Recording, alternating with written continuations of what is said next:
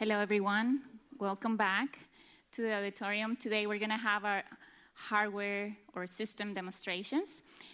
First, we're going to have a couple presentations out here about the latest technology, maybe real case examples. And we're going to follow that by an outdoor launch. So you're going to have a box launch at the courtyard. Remember, there's going to be the Geoholics podcast is going to be right there at the courtyard. But then you can follow everyone to the back parking lot for systems demonstrations so you can actually see the hardware, touch it, test it, press buttons, burn something, okay? And so we're going to start this with Leica Geosystems. So welcome Jason Ellis and Russell Hall from Langen. Thanks, Jennifer.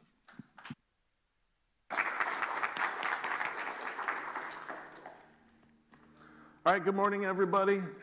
Thanks, Jennifer. Thanks, Ted, for what's proven to be another great event. Appreciate the opportunity to be here this morning to talk to everybody about TRK mobile mapping. So this is my fourth TUC, and 2 years ago, we introduced the TRK, the Pegasus TRK line to the mobile mapping industry. And a lot of you are familiar with these systems at this point, but for the uninitiated, I wanted to give everybody a chance to understand some of the different variations that we're offering. I'm going to take a minute to talk about what we've been up to for the last year or so, and then I'm going to have my friend Russell Hall from Langen talk about their TRK journey and how it's changed their business.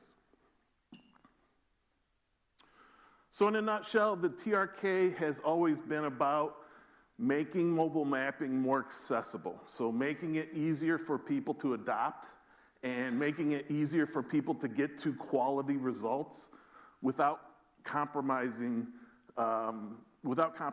any data quality. So it's really all about removing entry barriers and streamlining productivity, both in the field and in the office. So the models that we offer starts with the TRK 100, and this is something that we announced last year at TUC. It is a dual multi-beam system. It's got about 300-foot range, 600,000 points a second, and the range noise on it's less than 2 centimeters. It's because we're using a technology that we call match point. And what match point is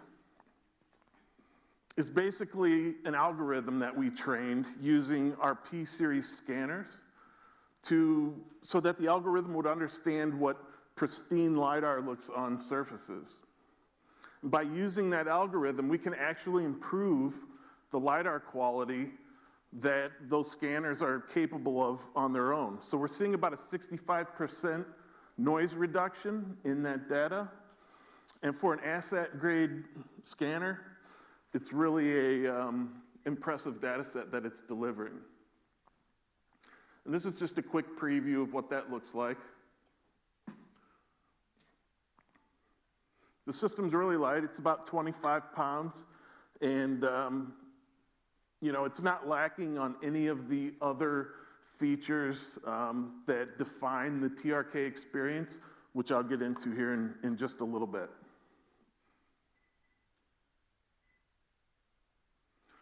So the first unit that we announced was the TRK Neo. So this is a time-of-flight system. The 500 is a single-head system. Up to 1,500-foot range, up to 4 returns, 250 hertz. The range noise on surfaces is about 2 millimeters, and it's scanning at about just over 1 million points per second. It's very light, 40 pounds-ish. And then the dual scanner variation of that is pretty much the same. It's the same scanner. We've got 2 of them, 1,500-foot range, 2 millimeter noise, and this one's scanning at about 1.6 million points per second. Now, shortly after this one was announced, in that In the fall, 2 years ago, we announced the Evo. Pretty much the same experience. The only difference between the Neo flavor and the Evo flavor is the type of scanner. So the Evos feature phase shift scanners. So at the compromise of range, you get much more precise point clouds. So it's clocking in under 1 millimeter in terms of its surface noise. It's very, very clean data. And of course, there's a dual head version of that, scanning up to 4.6 million points per second. Now, all of these units benefit from what we call smart fusion imagery, and it's an amalgamation of a spherical camera and side cameras that offer high resolution imagery in focused areas during your collection. In general, it's giving you the same, in their field of view, it's giving you the same resolution that you would get from a 150 megapixel spherical camera. The difference is the data size, data transfer, data storage, processing, etc. It's got a much lighter footprint. But again, not compromising quality in any way. Now, the common thread through all of this is the TRK experience. So all of these units benefit from RTK. And what that facilitates is, while we're doing the collection, we resolve the trajectory, we process the LiDAR, and the imagery. So what this means is, when you're done with your collection, in the vehicle, you can review your entire data set to make sure that it's sound. You can take measurements, you can look at the imagery from the spherical cameras, you can look at the imagery from the side and front and rear cameras. It's a complete data set that's ready for production. All of these systems run off of a Novatel span. They all benefit from smart fusion imagery, which I already talked about. They're super easy to install, so if you come out at noon and take a look at the vehicle, we'll have we've got an Expedition that's got awesome air conditioning in it. So, and plenty of room. It'd be a challenge to get as many people in there as we can. So, but you can see the installation and how easy it is to use in the field. So what have we been up to for the last year or so? One of the features that we released, we kind of borrowed from our terrestrial platform, Reg 360, and it's visual cloud-to-cloud alignment. So this is really handy in areas where maybe you don't have any clear road markings or some clear reference point that you want to use as a tie point between two or more overlapping LiDAR data sets. So it allows you to basically, you can review your trajectory quality, pick one of the passes as the best, so to speak, hold it as the gospel, and then visually align everything to it. So a good example of this, probably better than the one that I used on the screen here, is like maybe on a highway where you have a Jersey barrier, you can get control out there. There's no unique, there's not gonna be turn arrows or anything like that that you can use that's easy to identify. So using the physical objects in the field as a cloud constraint can really streamline your cloud-to-cloud solution. Automatic field collection is something that we just released. We've been talking about it for the last 2 years. But basically what this allows you to do is import a KML or a shapefile, and you can assign collection parameters to those lines. So, if it's track start and stop, what LiDAR parameters you want in terms of cloud density, how often you want your cameras to trigger as you're driving, whether or not they're even on. So, if you're doing 2 passes on a road, you might want to minimize your data footprint by just turning the cameras off on 1 pass. One thing that I really like about it is, on larger collections, if, say, for instance, you have 50 tracks that you want to collect in an area, while you're collecting 1 track, it will intelligently present to you the next one rather than clouding everything with every track on the screen. So it'll present things to you almost on a turn-by-turn basis. And when you pass into these areas, it will automatically trigger the collection. So the LiDAR and the camera will just turn on by virtue of geofence. If you happen to turn off a path that you're driving and you needed to go further, but there was an accident or you were in the wrong lane or whatever, it'll create a residual track of what was remaining in that plan, and it will make sure that you come, well, it can't force you to collect it, but it's going to recommend that you go back and pick up that residual track. So there's really an opportunity here to improve safety on the road and to make sure that we're maximizing our time in the field and collecting the data exactly the way that we want to.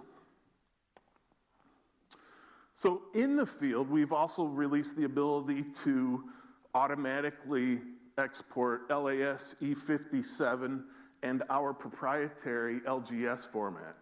LGS is kind of like an E57 for Leica products. It's got a tighter compression ratio, and it bounces very cleanly between all of our products. And we also have free viewers, so you can give LGS to somebody and give them our free viewer, and they can have the LiDAR and the imagery and take geotag notes and all that good stuff. But by virtue of RTK and having that data set resolved in the field, we're able to just pump out LAS E57 and LGS right in the vehicle. And soon we're going to have the ability to apply adjustments to RTK as well. So what this will mean is when you come back into the office, you won't have to make the decision, do I want to bring in a base and go PPK, or do I want to use RTK and just let it be what it is? You're going to have the ability to actually apply adjustments, cloud to cloud and cloud to control, to your RTK data. And finally, we're releasing a new flavor of LGS. It's called LGSX. Again, it's a proprietary file format. And it's really optimized for mobile data, containing LiDAR, all the camera positions and imagery. It's going to have trajectory information in it in terms of statistics. It'll carry classifications, your datum definitions, and it gives us the opportunity to really expand what can be in this file. So security and permission definitions being one of those things. It's going to have a higher compression factor than our LGS files already have.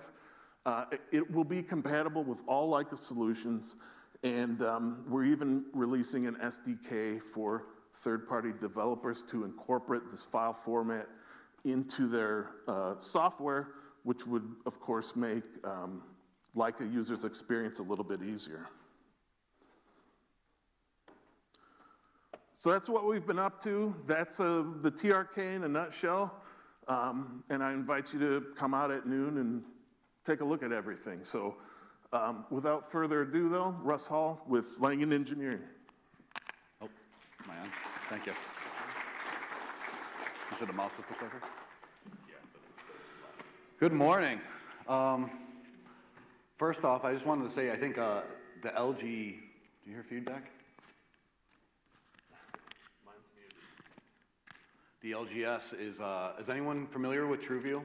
Anyone Cyclone or P-Series? I mean, the TRK, you take 100 gig LGS file and that you create from it and put it in TrueView, and it treats it, it's like, it feels like it's a PDF XREF. Like, it's beyond impressive how the compression works on that. So I'm just gonna get into our experience with the TRK. We use it a lot. I feel like we use it a lot. This quarter alone, we're closing in on, or we had about 24 uses last quarter. So, and a lot of them are not traditionally on sites or on roadways. We take it on sites. We found with the efficiencies gained that we're able to bring it in and compete against whether it's UAV, our own in-house UAV LiDAR, or terrestrial scanning. So that price point and diminishing returns has come much further. Oops. So this is just actually by my house. This is just a couple passes. This is my favorite way to present data now, the AI classified point cloud.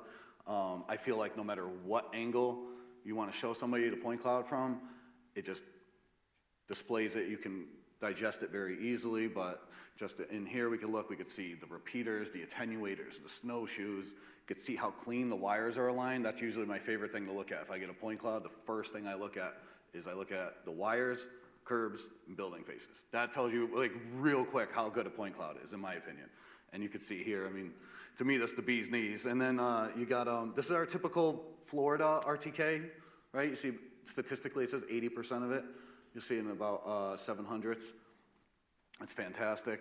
I mean, the base stations here are much further apart. If you go somewhere like the Northeast, where they're within range that you would want to use, 15 kilometers everywhere, you see even better results.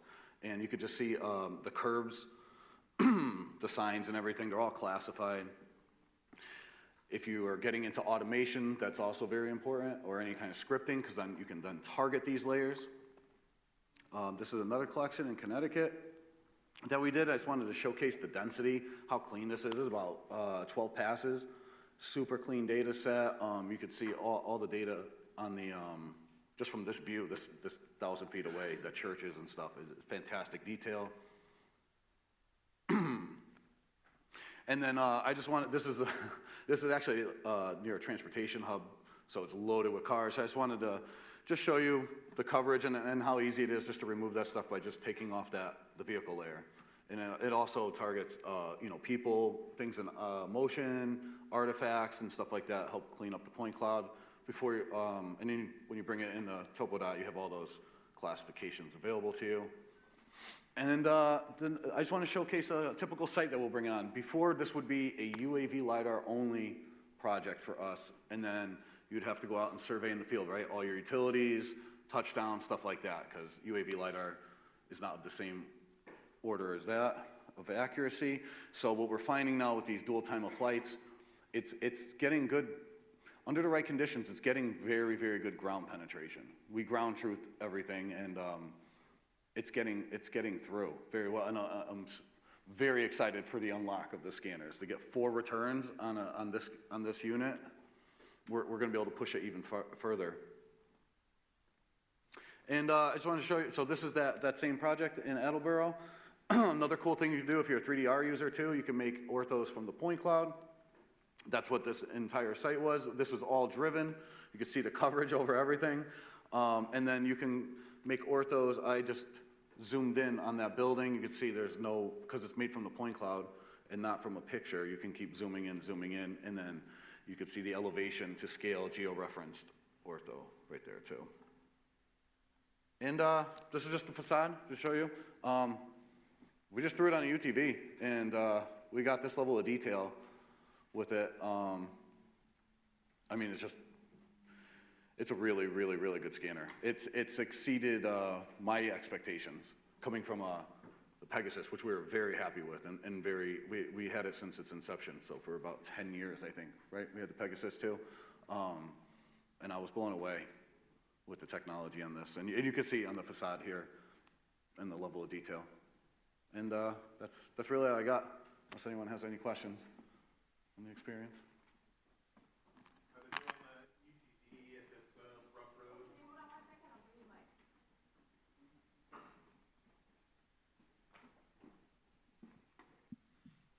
How to do on the UTV on a rough road and the suspension changes and that kind of thing? Do you have They baby it, but it's around a school. But we have taken the Pegasus on hard off-road without any issue. The IMU is pretty good.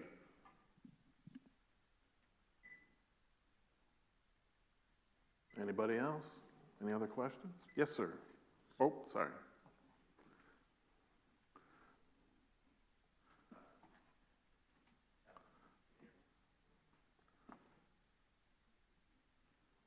Test. How far, what's the limit on the distance you would go in a GPS denied environment? Downtown cities, a lot of multipath from the GPS. What's the limited distance you would go without a good GPS quality? I've done almost every tunnel in New York City. Queens, Manhattan Tunnel, I've done the Lincoln Tunnel, the Holland Tunnel, and those are over a mile. I have a problem saying no, so if you ask me to go buy one else, I'll figure it out. We did do a really long one in Montreal too. No, it does great. We did a project in Manhattan not long ago. It was complete outage. I don't think it was on a UTV. It was on a truck, but it was a complete outage. You know, skyscrapers. It does great. You just gotta. It also has the SLAM scanners, forward and backwards, to help with trajectory, and then you also have the DMI, and then just cake it up with control.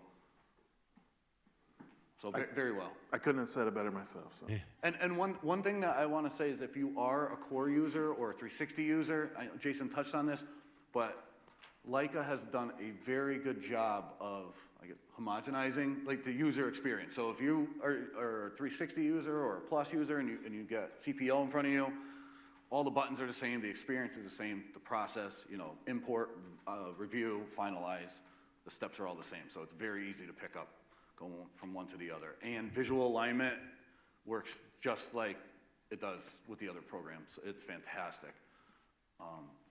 Never find, I always amaze myself at what you can visually align on, especially if you're good at clipping the cloud. You can get a visual alignment on a lot of objects.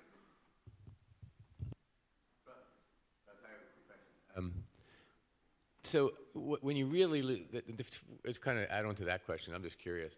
When you really don't have GPS at all, I mean, starting, and because you mentioned it takes the best trajectory, you feel the best trajectory, but if none of them are good, how are you doing the relative adjustments? What do you do in that case? What do you use your baseline, because it could, all the trajectories are kind of all over the place for whatever reason. If you have really bad trajectory, yeah, you're in a solution, a big New York City, urban canyon. Sure. You don't have anything. It's control. I mean, really. So then you put some control out. Yeah. Okay. The tunnels. When we did the Lincoln Tunnel, I want to say we did that one. When you go a tunnel that long, you're going to be drifting hard, right? Because you're pure IMU at that point, and DMI. So it's not. You could see 12 feet of drift in the middle of the tunnel. I mean, because it's just the DMI just going. And then we put control, and I want to say it was even one of the tubes we did, it was 400 feet. Because a lot of times you get very limited access. They close this tube on this time, and that's what you got. So we ended up doing 400-foot control and bringing it all down to a 1/4 inch with the validation shot. So it's which I wanted to do 200-foot control. There's no environment that I've encountered that 200-foot control wouldn't get a solution. Yeah, so you insert control in those areas. Yes, but I'm sorry, that was a long answer to just control. Okay. Anybody else? I think they might be sick of me. All right. By day 3. Thanks, everybody. Appreciate it. Thank you.